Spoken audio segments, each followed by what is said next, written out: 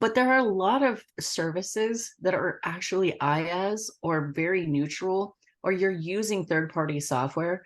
So this is also the place where procurement can come back looking at the overall relationship, the product usage, and can start making plays for other cloud partners. Part of the reason I wanted to bring this up is that sometimes as FinOps practitioners, we fall into the savings trap, which is that because these things aren't correctly allocated, we're told to go save money, and we see the budget as held at a kind of a business unit level. And that puts an unfair amount of pressure, not just on the business unit, but sometimes us personally as FinOps practitioners. Stay data-driven whenever you can. If you're a FinOps practitioner, data is your oxygen. And if you stay focused on that, I think it eliminates a lot of the noise along the way. All right, we're going to get started. I think we've got everybody out of the waiting room. Happy October 26th. This is the FinOps Summit. I just got in late last night from Austin, Texas, was at the TBM conference there, keynoting. Thanks to that group for having me there. It was great to see so many familiar faces at that conference. This summit is very exciting because we're going to talk about, I think, one of the least discussed and appreciated things out there, which is procurement and sourcing, which is a critical part of FinOps, but is a big part of what we all do and part of the practice. Also going to hear from Equifax on cost allocation, sustainability, and a number of other areas from our working groups. So we are the FinOps Foundation. For those of you who don't know us, we're a membership-based trade association focusing on all of you, the people who manage the value of cloud across all those related domains: engineering, finance, sourcing, procurement, and the business itself. We do this with community programs like these virtual summits and in-person events that we're now doing all around the world in a lot of countries. We do education, certification, and training. And we also do best practices and standards, particularly around things like the Focus, Open, Cost, and Usage specification that is heading toward a launch in November, and the FinOps framework, which is on our website, finops.org, that lays out all the parts of building a practice.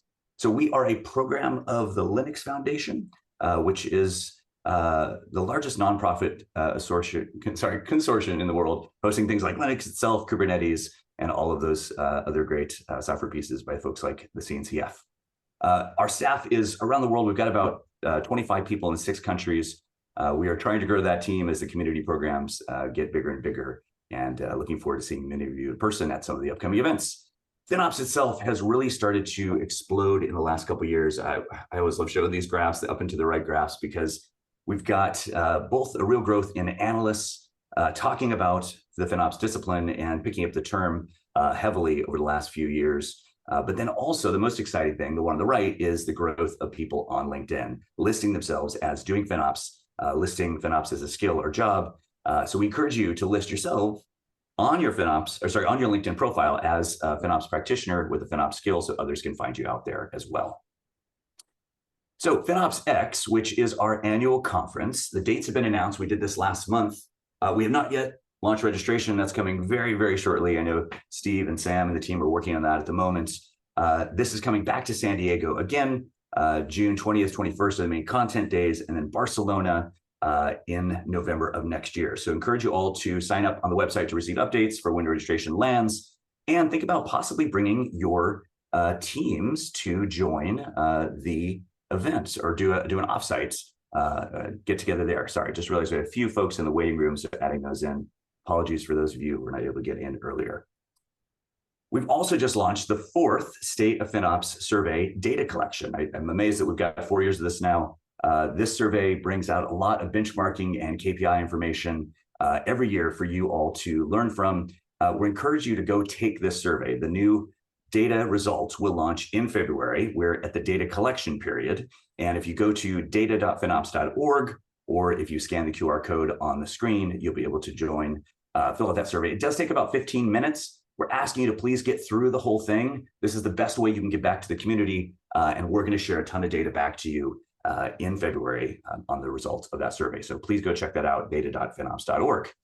Our governing board has added MasterCard, the US government, Walmart, Capital One, Equifax, and as of last week, or I guess it's been about 2 weeks now, AWS as well, which was the 4th cloud provider to join the FinOps Foundation, along with Google, Microsoft, and Oracle. So this group helps us define our strategy, our where we're going to invest funds every year. They just approved our 2024 budget. Thank you to the governing board for the work on that, and really focus on how we can scale all the great programs that this community does. So today, very excited to welcome one of our newest governing board members, AWS, in particular, John Phillips, who's the GM of Insights there, manages all those products that you're all aware of around Cost Explorer and Kerr and Cost Optimizer, Compute Optimizer, as well as Rick Oakes, who is product leader there on Compute Optimizer. So John, Rick, can you take a few minutes to introduce yourselves and talk about why AWS is joining the foundation? Yeah, sure. Thanks, JR, a ton. We're very happy to be here and for AWS to join the FinOps Foundation. In addition to speaking briefly about this announcement, this is really an opportunity for us to introduce ourselves to the community. I'm the Director of Engineering and Product Management for AWS's Cloud Cost Management and Optimization Services. While AWS has many teams contributing to this overall effort, I'm probably the most single-threaded. So I look forward to engaging with you all about this critical aspect of cloud adoption. The goal of our particular team is that customers get the most out of their spend on AWS. And for a number of reasons, we believe the FinOps Foundation membership helps us deliver on that goal. One is it offers new avenues to deeply engage with practitioners to shape the future of our capabilities and tooling on the AWS cloud. And the FinOps Foundation's expanding reach really drives this benefit. Two is the ability to contribute to standards and best practices, which combined with the foundation's training and certification programs helps make these concepts common knowledge. We want to see a high degree of proficiency across cloud roles, especially builders. And third, the FinOps Foundation is scaling a pattern which we believe really works, where our customers learn from one another. And some of the most mature FinOps practitioners in the industry are great teachers, and they have a lot to contribute to other customers and community events. And so we're really happy to be a part of an organization that's driving that. That's what I have. Rick, you want to introduce yourself? Thanks, John. Hi, everybody. My name is Rick. I've probably met a lot of you at FinOps X and other events. I've been at AWS for almost 2 years now. And previous to that, I led the product management team at Turbonomic for all the cloud capabilities. And before that, I was at Microsoft working on optimization there. So I've been focused on optimization, I think, for almost a decade now. So I'm really happy to be here. I lead the product management team for all the optimization solutions. So that's Compute Optimizer, that's Cost Explorer right sizing, reservations and savings plans. So if you have product feedback or you'd like to engage with AWS on these topics, definitely reach out. We'll be at reInvent, as I'm sure a lot of you will be. So definitely take an opportunity to reach out to your account teams or directly to us and get some time on our calendar so we can sit down and hear your feedback and figure out how we can help each other more. And again, thanks, JR. Thanks to the entire FinOps team. We're so excited to be here. We can't wait to engage with you all. Yeah, thank you, Rick. And personal shout out for Rick. He did a ton of work of these last 6 months to get the foundation and AWS aligned. So thank you for all that, Rick. And John, it's been great to see all the teams lean in. Folks, we've already seen them plug in all their product people around these areas, as well as great services folks like Alex Head and Steph Gooch from Optics. We've got Yuri, who runs the Kudos dashboard, plugging in, as well as Bowen, who's working us on the larger community efforts, and we've also added Roy Woolman, who is the Kerr owner, to our focus steering committee. So fantastic engagement across there, and great to have you all as part of the foundation. As Rick mentioned and John alluded to, we are looking forward to seeing you all at reInvent. Now that the foundation and AWS are working more closely together, we are doing some joint events there. We have a networking event on the evening of the 28th, where a lot of those product teams services folks will be there. And then we're also working on some daytime events that will be announced shortly on this Tuesday, November 28th, to really connect the FinOps community and the AWS product teams to get into the meat and into the weeds of this optimization challenge that we all work on so much. So as we get into the content, I want to remind all of you, our code of conduct, we do want you to contribute and share your thoughts on the chat or on some of our upcoming community calls or in Slack, but please be kind. We really value kindness and contribution. Please respect others. Please be inclusive of others and their ideas. And we have amazing vendor partners here, about 100 of them now. We always remind the vendors to please share your knowledge, share your best practices, share your learnings, but maybe don't do advertisements. Don't ask people to start a trial, but tell them about what you're seeing in the space. That's what we want to hear from everybody on. For the practitioners, you're welcome to mention the tools or clouds that you use. Please don't share any non-public information, anything confidential, but you're welcome to talk about your own efforts with whichever vendor partners you use as well. We don't allow bots in this meeting, but the recording will be posted to YouTube in a week or so, and you can watch anything back there. So with that, we are going to get into a conversation about procurement. I met Sarah Keller a few weeks back. It's been about a month now at the Oracle conference, Oracle Cloud World conference, actually, and I was immediately impressed and floored by her depth of knowledge. I think Sarah's been at this for about 7+ years. They work across multiple clouds. I think they've got 4 cloud providers. And Sarah, looking forward to hearing a little bit more about your journey and what you're doing at Uber. Over to you. Thanks, JR, and welcome myself to the FinOps community. I'm super excited to meet all of you and to be a part of today's presentation. Next. So just a little bit about me quickly. Yes, I've had an opportunity to work at cloud companies, and since probably about 2013, have been negotiating with cloud companies. My first start with AWS. So I saw the kind of emergence as AWS developed their tools, particularly around the FinOps practice, starting from that time. GCP, 2016. Azure got heavier into that around 2019. And then OCI negotiations as of 2022. So in this mindset, I feel pretty comfortable in saying that I can talk about the procurement track for all of our major cloud providers, and wanted to bring this maybe home to the FinOps community in a way maybe that you don't see. Let's call it the silent heroes, hopefully helping many of you as you're going through your cloud journey. But if you hit next, please. And maybe one more click. There you go. So if we're taking the FinOps phases and kind of talking about how procurement fits into this, I have obviously kind of taken where your inform is and started to look at it from our side of the house. So the first phase of the FinOps journey is about empowering the organization. Procurement is all about that. We have to create structures that enable your practitioners, your engineers to understand what's happening from the cloud baseline. But in some companies, you've developed and you've started in a cloud. So you may not begin with a request for proposal, but the days of companies that were just single-threaded to a single cloud are becoming far fewer. Many companies have to go through a multi-cloud journey or consideration on a product workload by product workload basis. So in many cases, request for proposal is a clean way of how organizing data across a multi-cloud viewpoint. There's also contracting. Yes, many of these companies do have online terms. Those terms do require that you pretty well sign up for them. They're not easily negotiated, but there are very specific product terms and conditions that you can actually do something with, particularly if you've developed it. And then there are internal processes for compliance. I think this is one of the more understated issues that happen, particularly for multinational companies or any company that has to go through audits. Many of the processes that are enabling of cloud, including how you use your portal to sign up for things, are actual violations of policies of control. Who is signing, what is happening. Those processes in and of themselves do not necessarily break a company, but you have to create a translation engine. People who are in accounting don't understand FinOps as a baseline. So your procurement partner is your friend in making those contractions and those controls happen. Next. Under optimize, obviously, again, organizations are empowered and they're looking at how can they make their costs better. There is a lot that can happen related to commitments. Obviously, people understand your reservations create a commitment structure for you, but there are obviously enterprise discount programs and minimum commit structures you can put in place with any cloud company. And some of those lines are fairly low. You can have $1 million of spend and start getting cross-service discounts or product level discounts.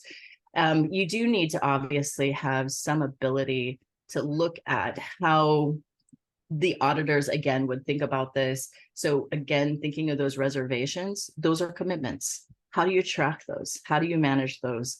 Become incredibly important. And then SLA product level refinements. This is a place where, again, I think in that optimize to operate, if you're not tracking the SLAs and you're counting on your cloud provider to track on that governance side, chances are you're missing massive opportunities related to cost controls. If there's an outage, who's tracking your outage and making sure you're getting a credit back on your bill? And then if you can forward again, JR, under operate, a key part of, particularly in a multi-cloud mindset, you have to manage is performance. How do you measure and track what GCP does versus AWS versus Azure? Every one of these companies is slightly different, and how they track and manage things is different. You need to create a strong governance process to be able to bring those workflows together. Invoice audit is the very, very silent killer. And I think this is, if I had to say one thing that JR and team got the most excited about, is at Uber, we've done a lot to deal with how we think about our invoices. How many times have you found an error in your cloud bill? How many times have you been looking? I would say to you, and I make no offense to our cloud partners, many of the times the systems that they use to build up the backend invoicing are not fully connected. Those systems in and of themselves can create massive loss on your side. And if you're trusting the information that's just coming straight out of the system, you've missed an opportunity to operate and to really look at refinement. And then on a multi-cloud introduction, again, many of your products have a stickiness factor or past product factor. But there are a lot of services that are actually IaaS or very neutral, or you're using third-party software. So this is also the place where procurement can come back looking at the overall relationship, the product usage, and can start making plays for other cloud partners. Because the environment has become so competitive and aggressive, there are many times where if your company has the ability to move workloads, you can do so, and you can save yourself a lot of money by doing it. So while, again, this is intentionally a brief intro onto that procurement roles, I would encourage you, if you have a procurement partner, one, involve them in your FinOps process if they're not already. Second, think about some of these other elements, because the pieces of the pie that are just related to cost control from the front end have to make sense somewhere on the back end too. So with that, I'd like to thank you guys for inviting me to join you on the summit today. Obviously, looking forward to seeing you at the next roadshow. Please let me know if you have any questions. Happy to connect over LinkedIn or on Slack. Thank you so much, Sarah. I think this is an area that we don't really speak enough about. I think I saw in the Slack, in the chat, people getting excited talking about invoice audits, which is great. It was really cool to hear some of the things maybe you could share on a future talk as well. Some of the work you're doing with bots to actually automate some of that info, and hopefully we can get you back at FinOps X or one of those and hear a little more. So thanks for joining. So if you have questions for Sarah, you can connect with her on LinkedIn or in our Slack under the member calls, ask more questions. And I do think Sarah's going to be at our upcoming Seattle Roadshow as well. So anybody in the Pacific Northwest, encourage you to come see that. It's during the Microsoft Ignite conference on November 15th. I will also be up there along with Natalie and Udam and a number of folks from our team. So at FinOps X last year in the keynotes, we had a couple great folks, RJ Hazra and Scott Johnson, who are respectively international CFO and CIO of Equifax, talking about two sides of the coin of that and how they were really aligning both the tech houses and the finance teams in that classic collaboration model that is what FinOps is all about. Sarah mentioned collaborating with procurement teams. These two gentlemen collaborate in their own company to help enable unit economics, more value out of cloud, all these areas. And RJ shared some great stories about how they actually are incentivizing engineering teams via not just recognition, but also incentivizing rewards economically within those teams for improving the state of their FinOps efficiency. So definitely check out that talk if you get a few minutes. Highlighted this because we have today one of the folks from their team, Brian at Equifax, who is going to talk a little bit about one of my favorite topics, because I think it's critical. It's the backbone underneath everything else, the cost allocation aspect of FinOps before you can get to optimizing, before you can get to the later stage bits. So Brian, thank you for coming back. I know we ran out of time on the last summit. I appreciate your patience, and over to you. Yep, no problem. Yeah, so our journey on embarking into better cost allocation came out of a kind of classic tragedy of the commons type issue. So I think when we don't allocate costs effectively, you can go to the next slide. The state that we kind of, that when I first arrived at Equifax, we were in was that there were shared costs, those blue bars on the left, and then there was costs that were categorized into product lines, and then there was also chargebacks which were issued to us. And the problem with this is that when there's not a lot of clarity, teams stop caring about shared costs and just generally start to assume that someone else is taking care of the costs that they're using somewhere else. And that just tends to push some inefficiencies into the way that you operate. And so we embarked on trying to understand those shared costs, whether it was data engineering or our Kubernetes projects or the chargebacks that were administered to us, which oftentimes were very large. And I think the reason this is so important to me personally is that I think allocation is, like JR said, the backbone of accountability. When teams don't have a clear allocation, they're not invested, and so they don't take action. And one of the big pain points for FinOps practitioners that always comes up is engineers not taking action. And so I think one of the first steps out of the gate that we need to take as FinOps practitioners is correctly allocate costs so that people can be held accountable. You can go to the next slide. The first time around was when we were not giving any feedback because our kind of centralized finance teams would push out costs just prorated, proportionally to whatever was in our alliance, whatever we used, we got more chargebacks. So this undermined confidence for our product line leaders, because they'd be told things like, oh, you're over budget. And they said, why am I over budget? And they said, oh, well, you use a lot of chargebacks. And the result is that the teams would start disregarding what finance was telling them because they knew that they weren't using chargebacks and they knew that they had to meet their deliverables. And so it started to undermine the ability for engineers to take action because of the way that the finance allocations were being pushed out. You can go to the next slide. So if you start to allocate out, we instituted labeling standards. We started communicating to the folks who are administering the ledger. And we started to get a good idea of how the shared costs should be allocated. But if you can go to the next slide, this still isn't completely ideal because the chargebacks needed to be administered correctly as well. So we started engaging our chargeback centers, going through the same process. We would have general standards about when something would be allowed to be allocated. We would say, hey, it needs to be at least 70% labeled correctly before we're going to execute it in the ledger. There were some pain points, I think, organizationally around trying to make that happen, because sometimes if somebody reports up through a different reporting structure than you, it still gets harder. You can go to the next slide. I think as we started to engage with the chargebacks, we realized really all of them were in one particular product line for this particular chargeback that was quite large. And the result was that teams started to take action. So as teams realized, oh, that's my chargeback, oh, that's going to hit my budget, they started to take responsibility for their own budget, and they started speaking to the chargebacks more and asking them to optimize. And the result was some of our biggest chargeback centers were reduced by, I think, 27% over 6 months. It was a huge win and made a big profitability impact on the business.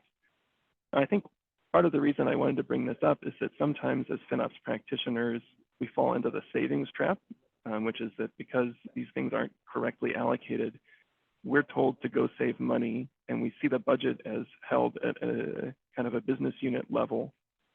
And that puts an unfair amount of pressure, not just on the business unit, but sometimes us personally as FinOps practitioners, if you're out chasing dollars to save rather than distributing accountability. I think you often get these kind of rubber band effects. You get this idea where you go out and save money, but then it just reappears somewhere else. And I think that's just, it's not a sustainable model for FinOps work. So what this allows us to do instead is start to communicate to our product lines things like efficiency standards. Maybe you're not all the way to unit cost yet, but maybe you could at least communicate what your spend is as a percent of revenue for that product line. And then we can talk about efficiency. Suddenly we're having a very different conversation than just kind of a directive like go get the savings or something like that. But then, of course, once we start just defining drivers for our product lines, then that enables a very robust unit cost conversation, as opposed to if you were only looking at the direct spend or the spend like in the red categories, it might be a bit misleading about how the unit cost is calculated. You can go to the next slide. We drew this diagram out for our friends in the central chargeback team, because I think there was some confusion about how it should actually play out. But we wanted our cost centers to be hierarchical. We wanted to say, hey, the chargebacks at the top and the shared costs need to at least make it down to the business line level. So then within our alliance or our business unit, we could communicate about how those costs should be distributed. And the reason this was important, I think, was because sometimes teams, you'll hear things like, oh, just use the tool to allocate the costs, or all you have to do is split it 50-50. And I think we need to be a bit more mature about our allocation strategy than saying, oh, it's just X, Y, and Z. Because if you do that X, Y, and Z 100 different times, it can become quite hefty. And if you just assume that there's a tool out there, but it's not making it to your ledger, then there's not a connection between tech and finance having that conversation about how the allocation needs to play out. Okay, I think that's all I have today, right? At the end, yeah. I think that's it. Brian, thank you for running through that. Had some good things come up in the chat. I had a couple questions as well. This will be shared recording on YouTube, so check out our YouTube channel next week if you want to dig in more. Someone reached out to me, Brian, and said my manager needs to hear about this, so that's why I mentioned the YouTube bit. And so good stuff. We do also have a whole set of sessions on our YouTube from FinOps X. There was so many. I think we had over 200 speakers in about 100 plus sessions there, so check those out as well.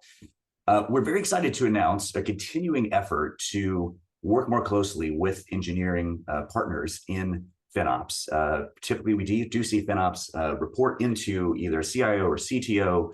Sometimes it sits in finance. There's always close work back and forth between those two groups. And we have just announced a brand new certification called the FinOps Certified Engineer. Now, currently we have a FinOps training for engineers, but this is a larger course, goes into much more detail about the role of engineering in FinOps and how they need to work with the FinOps practice, whether it sits in their org or not. So this is pre-sale. It's not out yet. It's a target date for December to actually launch this. We're seeing it as a critical piece in the education path to really talk about how to plug in there. Natalie, are you on any other context you want to share on this certification? Oh, we might not have her. Natalie. Here I am. Sorry, took a minute. I just want to drive home the fact that this is written from the perspective of an engineer. So it's really intended for someone who is operating cloud infrastructure, and the goal is for them to be able to operate cloud infrastructure with cloud FinOps in mind. As JR mentioned, partnerships is part of this, cost-efficient engineering practices, trade-offs, data-driven decisions. That's all jam-packed in there, and we're really excited for this course. Thank you, Natalie and team, for all the efforts on this. We've got a huge focus right now on certification, obviously helping all of you. It is a major funding source for the foundation, the way that we help do all the programs. And frankly, I think this type of badging, I think is helpful to just align all of the nomenclature, the taxonomy, and get those partnerships going. So definitely check that out when it launches. We are also continuously adding, this is the other funding source the foundation has, memberships from corporate members. We just welcomed, as we saw, AWS. We recently added MasterCard, Walmart, Capital One. We're going to hear from some of those in future sessions, and hopefully also presenting on their best practice topics at things like FinOps X. And we've got nearly 100 Premier vendor members as well. Sorry, vendor members in general. About 30 of them are Premier with us, which is the leveling of the membership. Every time we do one of these, we feature one of them and one of their thought leaders who is coming in. This summit is brought to you by Vega, who joined us a few months back and was a participant at FinOps X as well, and wanted to welcome in here in just a minute, Willy there from Vega to tell us a bit about their view. Before I get there, I also wanted to give one quick shout out to Microsoft, who joined us earlier in the year as a Premier vendor member, and they just completed the FinOps Certified Service Provider. So in addition to doing individual certifications, we do organizational certifications for things like services, for platforms, We have a FinOps certified enterprise as well that'll certify your end user approach to FinOps. So we'll hopefully be hearing at future time from Joseph Marino there, who is leading a lot of the efforts. And Michael Flanagan is our technical advisory council member, who did a lot of work to bring Microsoft in and align them with the FinOps community. So great folks there. Be sure to check out the other service providers as well on our website. You can see the list of them there. It's a growing list of those who can help set up FinOps practices.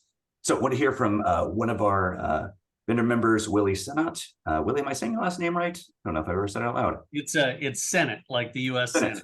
Perfect. All right. Well, Willy dressed up for us today, looking sharp. So why don't you go ahead and tell us a bit about the organization and how you guys do that?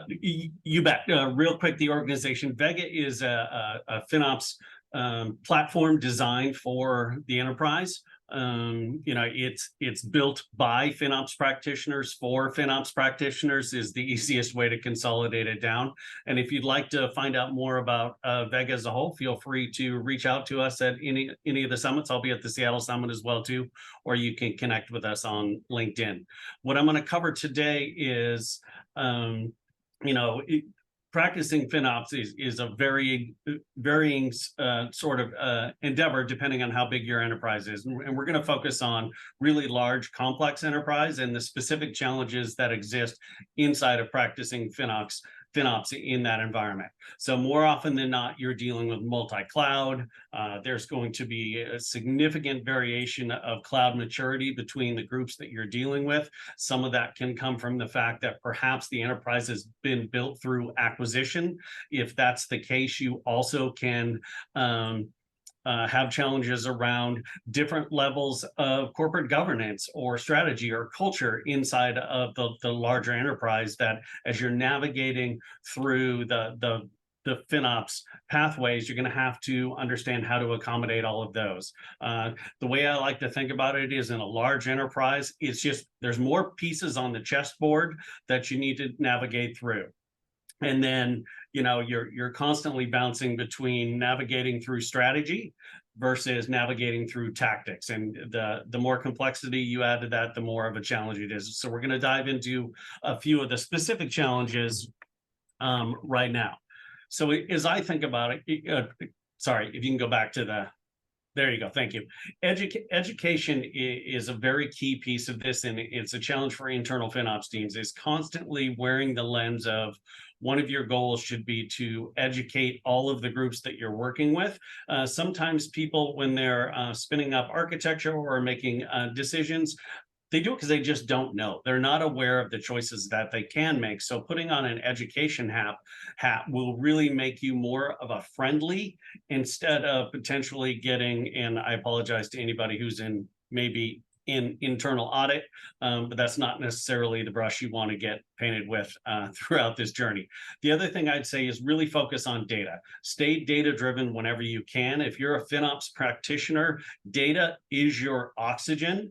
And if you stay focused on that, I think it eliminates a lot of the noise along the way. Then the other challenge in a large enterprise, and we'll cover this a little bit in a couple of other slides, is really the analysis paralysis that you're going to come up with on a repetitive basis. And time is your enemy sometimes. Go to the next slide. Thank you. It really is, if you think about the legs of the stool, the typical people, process, technology legs of the stool that everybody's familiar with, there's really a fourth leg on that stool, and anybody that is operating inside of an organization trying to be successful in their FinOps journey, it's really about behavior. The number one thing that you see in the survey every year is getting engineers to take action. And that's a behavioral, almost psychological process to go through. One way to do it is, instead of thinking about the stick that oftentimes people think is the best way to get people to move, it's really think about using a carrot. So some sort of gamification and recognition that puts people in a more positive light when they take the actions that you want them to in an organization. Communication is a undervalued piece, I think, in the overall process. And communication, not only internal to your FinOps team, but throughout the organization. One of the challenges is oftentimes you're dealing with significantly different stakeholders along the way. You could be dealing with the C-suite. You could be dealing with business unit owners. You could be dealing with individual app teams or engineers, and communicating with those groups requires a bit of deft touch along the way, and changing how it is you communicate with them can be a bit of a challenge. The one thing I would say, probably the most two most important things on this slide is, one is building partnerships internal to the organization and advocating for the individual teams you're working with and what their particular business outcomes and challenges are will make you a more welcome presence in their day-to-day life. And then also be creative about how you solve problems. A lot of times when I found when you are trying to present opportunities for individual teams, they may reach into that toolbox that all of us were apparently born with. I like to call it the excuse toolbox. And they don't necessarily do it from a negative standpoint, but it's a pushback because, maybe out of the gate, the way that you presented the opportunity, that it doesn't work. But there's oftentimes multiple different ways you can skin the cat in the solution there, and so deliver results. Let's go ahead and go to the next slide. Thank you. Automation is incredibly key, as I think we all know. So the more you can get to automation, because a lot of times the reason engineers don't take action is they don't have time for it. It's might be the 27th thing on their list to do today, and if you can give them an easy button, big red easy FinOps button on their desk to do, automation can help solve that, and they're more likely to get to it. The other thing in a large organization that is incredibly key is trying to get individual teams to collaborate with each other. So you may be dealing with, let's say, you're trying to get a team to adopt better storage lifecycle policies along the way. Well, each team may have a different level of risk profile, a different level of education or maturity in it. So instead of trying to re-educate each individual team along the way, one of the things that can be an incredibly powerful tool for you is if there's somebody else inside of the organization who's already successfully completed that particular journey, bring them to the table, bring them into the room for the other business unit or business group inside of your organization, and have them try to get you past the initial education or the risk profile steps much quicker. So instead of starting at lap 1 with your particular thing on, say, storage life cycles, you were already starting on lap 4. You'll get to your business outcomes faster. And that, I believe, is my last slide. Hopefully I'm on time.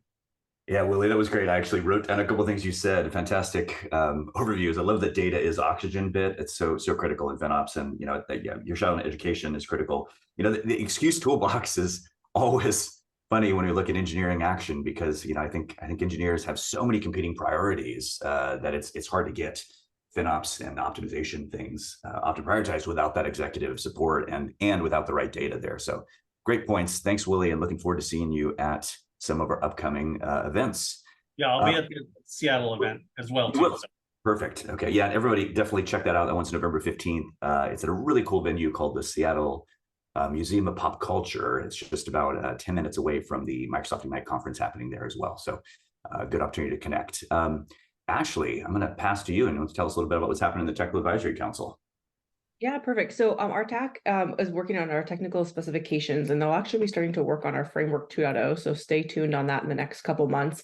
We're at that time of the year where we do annual elections. And so we actually have one seat that is vacant per the charter. It is a practitioner specific seat. And so I just want to give a call out that if you've ever thought about sitting on the technical advisory board, this is a great time. All you need to do is email hello@finops.org and say that you're interested, and then we'll send you a nomination form. I'll just say a couple of things that the TAC does. They're approving all of the working groups. They're looking at all the content that's coming out as well. And they're really in-depth reading and giving their feedback. So there's a bit of a time commitment to being on the TAC, but if you've got some interest, it's a great way to plug into the community.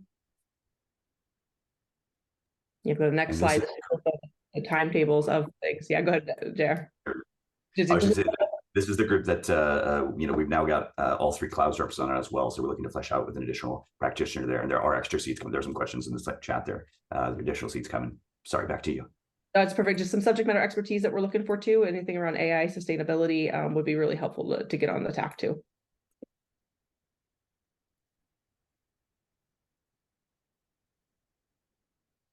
All right, then next we're going to move into the showcase. We've got quite a few working groups that are here and ready to present. Before we get into that, if we go to the next slide, we typically show you all the overview page. So if you haven't seen that, we'll drop the link in here at any time. You can go to that overview page, and it's a great place to see which working groups are open for new joiners. Typically, our working groups run in sprints. And so when they close a sprint, if you go to that page, they're opening up for new joiners. But today, we wanted to show you the new What's New page. This is a really great resource. Think about going into the holidays the next couple months. You come back January 1st and you're like, what did I miss? Go to this page. It's going to show you what's going on in the community, education, and then we'll constantly be putting the latest outputs of the framework out there as well. So you can kind of check back on this as a reference. So we have a lot of groups that we're going to hear from today. I think one of the keywords I constantly hear in our Slack is KPIs. So I'm really excited to have Taylor and Laura here that are going to show some of the output that they've developed. Awesome. Thank you, Ashley. And hey, everyone, how's it going? My name is Taylor Hauk, and I'm here today with my co-lead Laura Mills, and we're both super excited to be here and share with you what the KPI working group accomplished this sprint. Before we dive in, I just want to take a quick moment and thank and acknowledge all of our contributors who are up on the screen right now. And I know many of you are on the call here today. Super proud of what we were able to accomplish and put together in a relatively short amount of time. Our work has been officially published, and this is the first dedicated content the foundation has put out about KPIs. So that's super exciting. We can go on to the next slide here, Laura. All right, so to cover our objectives, we wanted to create a KPI library for the benefit of you all, the FinOps community. We set out to locate existing KPIs and refine those KPIs if needed. We also defined new KPIs where there were gaps. It was important for us to link each KPI to one of the framework capabilities, although we appreciate that there can be 2 or more capabilities relevant to a particular KPI. And finally, we wanted to be sure to provide a formula and a methodology for calculating the KPI. Back to you, Taylor. Absolutely. We can go on to the next slide here. So diving into a bit about how the sausage was made, right? As I noted earlier, we had an awesome group working on this initiative. It was a really diverse group. We had folks from engineering, finance, private sector, public sector, tooling providers, and people from all over the globe. I can't even tell you how many time zones we had joining in our meetings. So naturally, with all these different perspectives, when we were initially brainstorming, this led to a super large number of KPIs that were thrown out there. I mean, think about it. FinOps is full of quantitative data. It's kind of all that it is. Divide this by that thing, multiply it by, this other thing, and hey, maybe that can be useful. Well, is it, right? Is it useful? And that's highly dependent on your specific use case in your organization. But our goal in our working group wasn't to list and identify, all of the possible KPIs that could be used in any possible use case in any organization. We wanted to identify, the top 2 to 3 KPIs for each capability, such that when someone new comes to the foundation or someone in a that's already using the foundation's resources and says, hey, I want to do better at forecasting, or hey, I'm working on a commitment-based discount strategy, and I want to find a couple KPIs that could, help me in this journey. Well, now we have some available for you to help you start thinking about how you might want to measure things. And I think we accomplished that with the KPI cards that are published today. It did take a good bit of work to get here. And I think it also might be valuable to take a moment just to kind of highlight how we structured our working group to be as effective as possible. One thing, if any of you have been involved in working groups in the past, they're full of volunteers. Everyone here has a full-time job. The working group isn't probably anyone's number one priority, right? So as we work through these things, I think it's important and to be, respectful of people's time, be efficient, and just consistently be making progress, right? And it kind of goes without saying that everyone is capable of individual ownership. I mean, let's just say that everyone in our group self-selected into a FinOps working group. That's got to say something, right? So we use that to our advantage. And we had folks, volunteer before meetings for individual efforts. For example, hey, put together a list of all the KPIs you can think of for a specific capability. And then we came together and used our sessions to break out into not just the whole working group, but smaller, groups of 3 to 5 of us where we'd focus on a subset. For example, we'd look at, 3 capabilities and review all the individual work that went in, prioritize, and then come back as the larger group to discuss projects, reallocate ownership and assign individual tasks for the next week.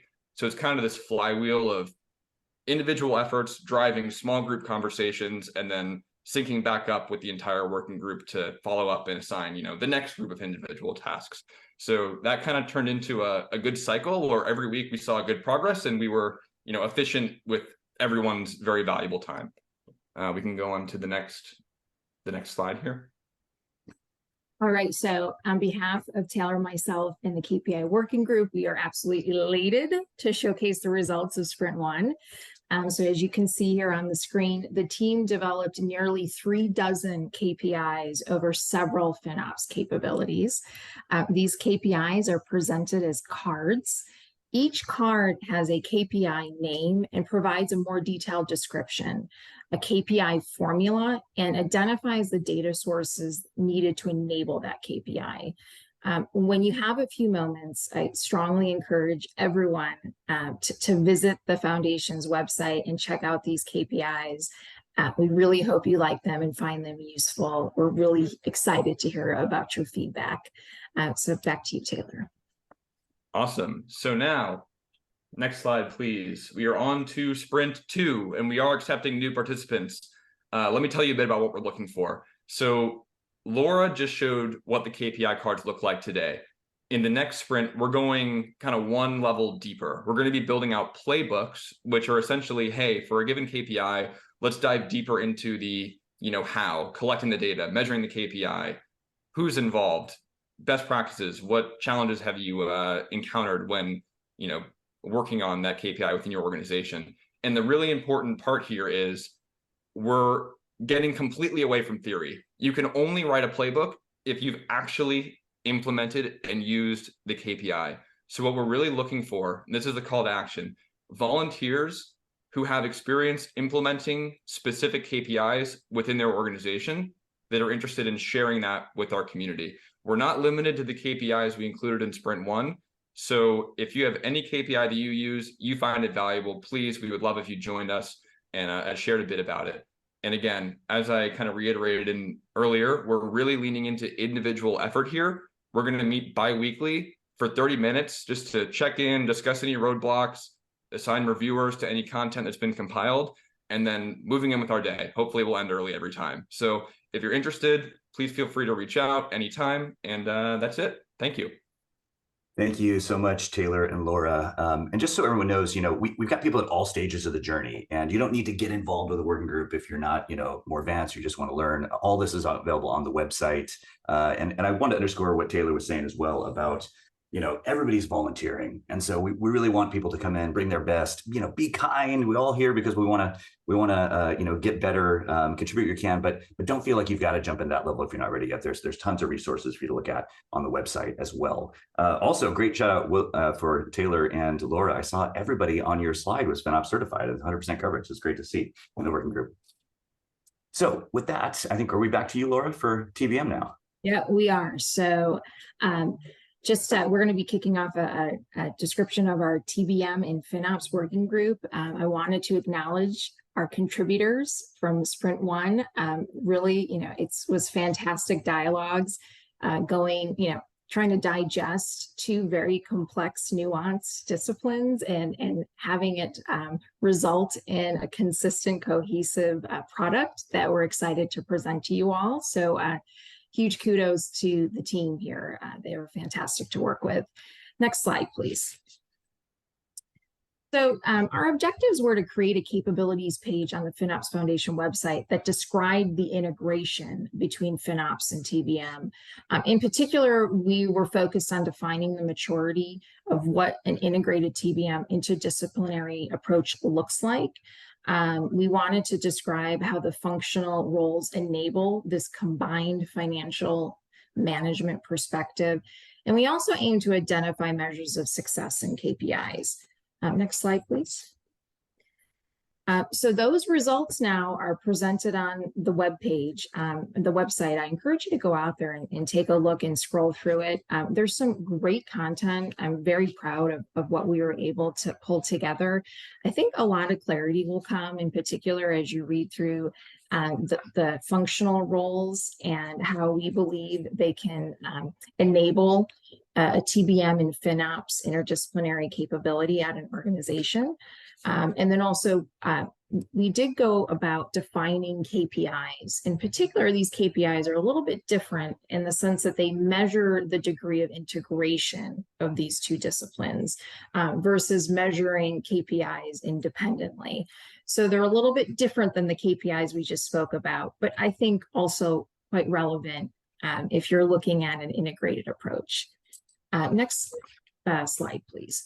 And so just a few highlights here. This really was a multidisciplinary participation activity. And what was really cool was we had a lot of folks who were TBM practitioners by trade wanting to learn FinOps. We had a lot of FinOps practitioners wanting to learn TBM. And it was really exciting to have that type of dialogue and see light bulbs go off, and really develop a collaborative, cohesive document as a result.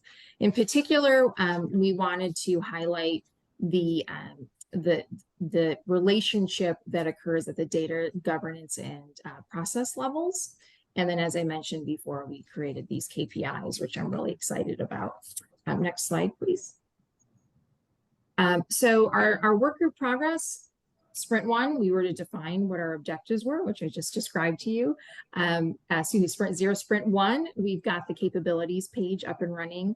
And then Sprint 2 is an interesting one. What we're trying to do here is develop a new and novel graphic that represents the relationship between the two disciplines, but we want to do it from the perspective of a FinOps practitioner and what would be most useful to that practitioner when trying to describe the interrelationship between the two disciplines.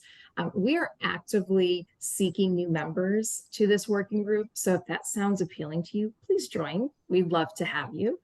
And then for Sprint 3, we're looking at creating a video that would describe the interrelationship between TBM and FinOps. That is it for me. I think we're going to Larry now. Yeah, and Laura, I'll just jump in. I just want to say, if you're at an enterprise that has a TBM team or a FinOps team, no matter the maturity, if you've got one more mature, the other one more mature, we really could use you on this working group. We're going to get into the more 300 level content. And so we really want to know what you're practicing and what you want to learn as well. So please look on the website to join that as well. We believe we meet on Monday mornings. So the next thing I wanted to say about the cost allocation, maybe you all have seen a theme here where we try to do working groups in sprints of 3. I want to give a huge kudos to this working group that is finishing their final sprint. So Larry, will you walk us through it?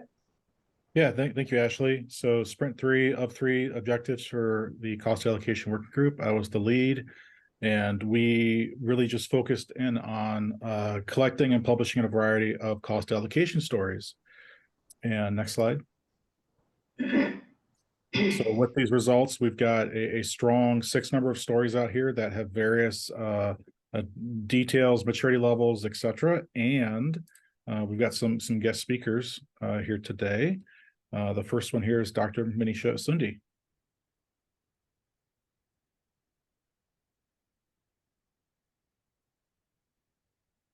Oh, if you're unable to mute yourself, we can get you going here shortly. Can you hear us? I can hear you. Can you hear me? Yep, we got you. There we go. Okay, thank you. Thank you for the opportunity for sharing the story on cost allocation. As with every question, first we need to know our why and establish the purpose. So why is cost allocation important to you? Hint, hint, many organizations want to know the business value of their cloud investment, but in the crawl phase, you're barely reeling from the sticker shock of cloud invoices, which we've seen in the first part of the presentation. So it's really important to understand the cost drivers. We had 4 main pain points. One was we were doing spreadsheets that had to be manually uploaded, old school, don't do that. Second one, people were using Power BI reports to slice and dice the data. And as we all know, you can slice and dice it differently depending on what message you want to, what narrative you want to roll up to leadership. So don't do that bad decision. Thirdly, there wasn't a single pane of dashboards to look at the unified data. And lastly, the department roll-up doesn't really tell you what the granular costs were. So to mitigate all these pain points, we brought cloud billing data from multiple cloud service providers onto a common platform. And then we use the cloud native fields to dissect our data. So for example, in Azure, you can use resource groups or subscription groups. In GCP, you could use projects, and both of these cloud providers also offer labels and tags to categorize the data so that you can see who are the drivers. And over a period of 2 to 4 months, we were able to categorize the spend into different business initiatives. But this cost allocation capability had a ripple effect on bringing other capabilities to the table. So for one, it fostered a FinOps culture. We all love that. Second, it allowed us to do a show back so that the departments were able to see how much were they contributing to the cost.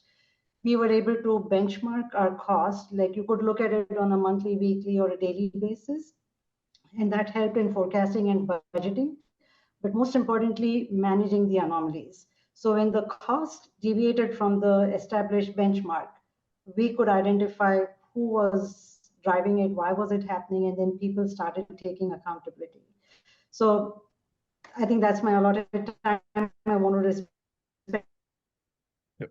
Thank you, Manisha. Over to Abhishek. Hi, everyone. This is Abhishek. If you have any more questions on the... Yeah. Hi, everyone. This is Abhishek. I lead the cloud engineering practices at Tenerity. So Tenerity is an engagement company where we are helping our clients and partners generate incremental revenue and increase customer retention by offering differentiated and value-added products. So we are mostly a B2B organization. So we have a lot of multi-tenant microservice-based applications running on Kubernetes. So apart from having shared infrastructure, we also have applications which is being shared across multiple clients. So there was a need for us to allocate the shared cost based on each of our client or the tenant, which is there on the platform. So we started off with tagging our resources within the cloud platform with multiple tags to identify those systems. But with shared applications, there's a limitation with tagging the resources within cloud. So we wanted to have more control over the shared cost. So in order to go towards that solution, we started exploring our telemetry, and we made sure all our applications have tenant IDs in each of the transactions, which is getting logged into the monitoring platform that we had. So that gave us an ability to identify the percentage of requests for each of the tenant or client on the platform. We then created certain custom code to pull out the spend from our cloud platform based on the tags that we implemented on the shared resources, which gave us the overall cost of the shared platform. And then we were able to integrate that cost with the spend to identify for each of the client how much we are spending based on the request. So this approach gave us the ability to identify the cost for each tenant without affecting the workloads, because it was embedded in the logging library itself. And the cost of the solution that we implemented, it was very low, considering we already had a monitoring and logging platform, and the code that we wrote to fetch the cost from the cloud provider was running as a serverless function. Now, this is... sorry to jump in. Unfortunately, we're a little over on time, and we're going to have to wrap things up. Can they hear more from you in the Slack? Yeah, absolutely. Reach out to me on Slack or LinkedIn. I'll be happy to talk about it. Perfect. Thank you, everybody, for all the stuff here. We had so much great content, and unfortunately, we have one more. We saved one of the most important topics for last, and now we're unfortunately out of time. So I'm going to invite all the great folks who've been working on sustainability and that working group and that special interest group now to come back next time. Apologies, Bindu, for not getting here, but we want to give adequate time to this on the next summit. So we will put that up first in the next summit that we do coming up in November. Couple wrapping notes here real quick. We are going to be in New York at the Open Source and Finance Forum. Udam, who's on our team with Focus, and Ann Johnson of Capital One will be speaking there. We've also got some great events coming up as part of our diversity, equity, and inclusion group, FinOps B, which is inclusive FinOps career conversations happening. Check out the dates there on our website. And finally, there's a ton of in-person things going on in the coming months all over the world. Check out events on the website. Again, apologies to the sustainability crew for running out of time here. I want to get that really featured on the next one. It's been adequate time, and now you've got a little more time to flesh out more content. So looking forward to that. We're also looking at how to integrate in some core sustainability concepts into the updates to the FinOps framework, which will be kind of coming in the coming months. So thank you to all the speakers, everybody presented. Looking forward to seeing you all next time. I'm going to wrap the call in the recording, but folks are welcome to stay on and chat for 3 more minutes if you like. See you soon. JR here from the FinOps Foundation. Thank you for watching. Please go to FinOps.org if you want to get plugged into this amazing community. And of course, hit subscribe right here on YouTube to get all the future content. Hope to see you soon.